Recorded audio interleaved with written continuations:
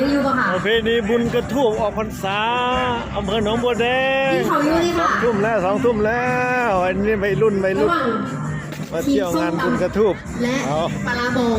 ทานอาหารเขาฟังเพลงเติมพลังก่อนเติมพลังก่อนเตรียมพร้อมค่ะเตรียมพร้อมโอ้โหค่อยมาเดินนู่น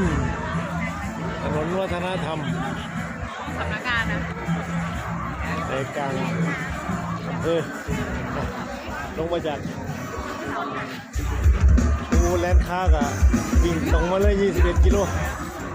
มา3 แยกตรงนี้เลยเพิ่นตั้งเวทีไว้ตรง3 แยกเลยติดกับ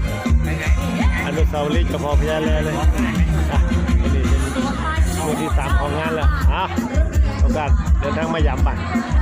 วันนี้จะมาเที่ยวงานบุญกระทู้1 ปีมี1 ครั้งที่เดียวในโลก